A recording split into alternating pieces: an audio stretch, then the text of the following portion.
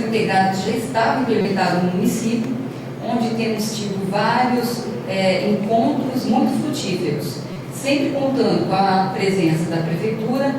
O nosso gabinete de gestão integrada ele é coordenado e presidido pelo nosso prefeito, contando com a participação do Ministério da Justiça, Secretaria de Segurança Pública, Polícia Militar, Polícia Civil, Corpo de Bombeiros, Polícia Federal, Polícia Rodoviária Federal, Ministério Público, Vara da Infância e da Juventude, Câmara de Vereadores, Exército e Marinha do Brasil.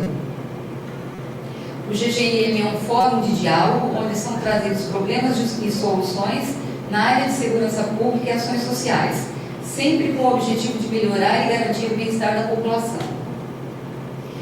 Fizemos aqui uma breve disposição das câmeras que estão vindo, as já existentes, por região.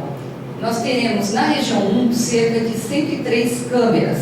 Tudo isso ainda será revisto, pode ser revisto, aliás, pela empresa de instalação.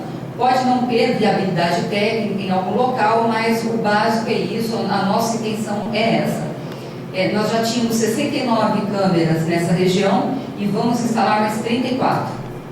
Na região 2, nós tínhamos 13, colocaremos mais 22, contando no final com 35 câmeras.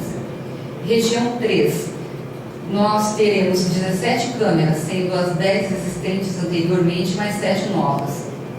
Na região 4, teremos um total de 33 câmeras, 15 já existentes e 18 novas.